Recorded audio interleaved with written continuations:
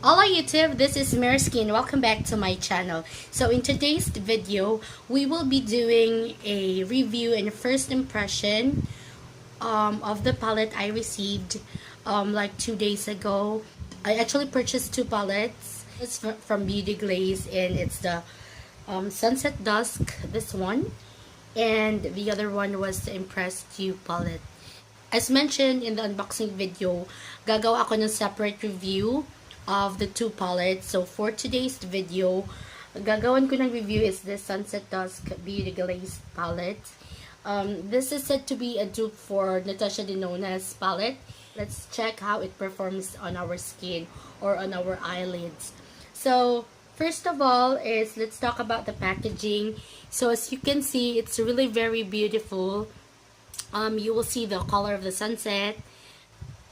This is actually just 205 pesos. And the packaging, di talaga siya yung tipong minadali. Siya yung tipong pinag-isipan. This font here in this one is actually embossed. So you have this parang ano siya, karton na protective packaging sa actual palette, and this is the actual palette. And then at the back of the package at the back of the packaging, you will see the colors, the name of the shades, and then these are the ingredients. Ano ba yung ingredients ba? Yeah, ingredients. Sobrang hindi mo talaga parang yung 205 pesos mo is very sulit, because even the font at the back of this one is really very neatly created, and yeah, pinag-isipan. And this is the inside of the palette. So as you can see, there is a protective plastic on top of the palette. It's a cover plastic. And then guys, ito pala, although wala siyang mirror, no, but it's not really a problem. It's actually magnetic. It was sealed with plastic. It's really covered very well, and syempre excited ako pagdating nag-unboxing video kaagad ako kasi. So as you can see, the shades are really very wearable. Warm tone siya. So this is actually the palette that you can grab on if you would want to create, looks that are simple. So yeah, let's start. Oh, by the way, I'm done with my foundation routine. Kasi yung i-review lang naman natin yung palette, so let's not complicate things. I'm on the edge of glory, and I'm hanging on a moment with you. I'm on the edge, the edge, the edge, the edge, the edge, the edge, the edge. I'm on the edge. So for our transition shade, let's try to use the yellow one. I don't know if you see that, but that's really pigmented. And see, wala masyadong fallouts.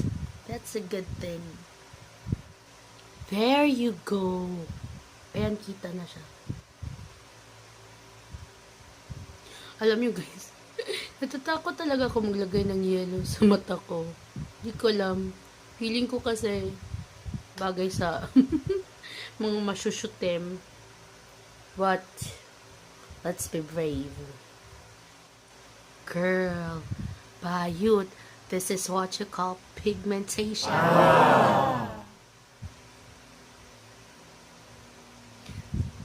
I cannot contain it. I cannot contain myself. I'm really very happy. Ang sulit ng purchase bayot, 205 pesos bayot. Let's try to use this pumpkin shade. Wow. Okay, so pigment wise it's really very nice, plus its blendability is really very good.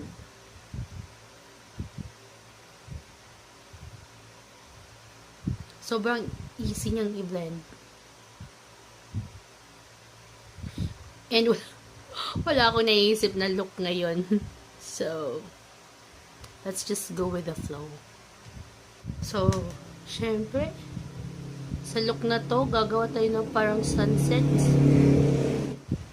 Okay, so we will put this shade. Gagawa tayo ng parang halo effect. Halo effect.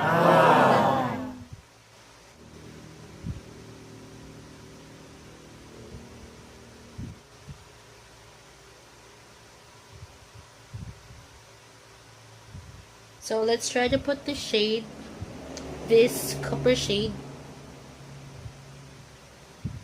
sa inner corner. Ay, hindi ba sa center ng eyes natin. Let's try. I think it's better to use your fingers.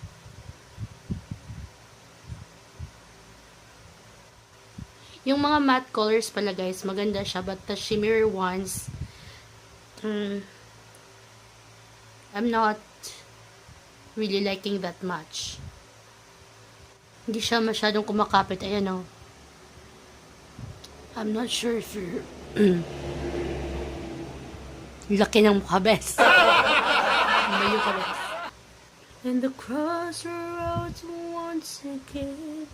Alright, so I'm back with the final look. So hindi lang ako naglagay ng false eyelashes and all that. Tinitest out lang naman natin yung quality ng product. But I'm going to give you my honest review and my final thought about this Sunset Dusk palette by Glazed. So let me tell you first the cons of the products. So the shimmer or the glittery one are not actually that pigmented.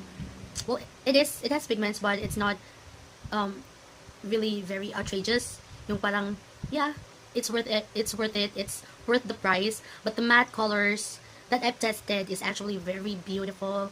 It's pigmented for the price of 205 pesos. So,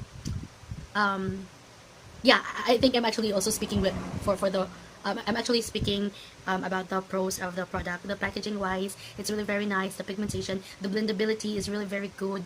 I can actually recommend this product for those people who would want to try out a palette that's really very that has good quality but very affordable. This is actually a China brand, and at first I was really hesitant to purchase because all of us know naman that there are products that are or makeup products that are harmful. So at first I was really hesitant, but through research I actually was thinking na original product siya from China. It's like a local product in China. So parang so kung dito sa Pilipinas parang EB ganyan, parang mga Careline ganyan. So right then and there I decided to really purchase the palette, and aside from that in-aim ko talagang kunin yung Impressed You palette, which I will be making a separate review, and yeah, probably in the next few days. So what else? I think like what I have mentioned, I can actually recommend this one, especially sa mga baguhan pa lang na nagme-makeup or sa mga students na di masyadong afford pa yung, of course, wala pa tayong trabaho. So kung gusto natin ng magandang quality na makeup na affordable, then you can just grab this one. This is actually only 205 pesos, and there are how many shades inside here? There are 15 shades, and all the shades actually can be very useful. Talagang nagagamit siya, and parang walang shade naman dito na nasasayang. Especially this one, you can use this as highlight, and yeah, eyeshadows. I think you can also use this color for blush. I don't know, but if you're just really very resourceful, then you can actually make use of this palette. And yeah, I think that's it for today. So again, my final review is yay! I would recommend this palette to all the viewers out there. So yeah, and yeah, I think that's it. So thank you for watching.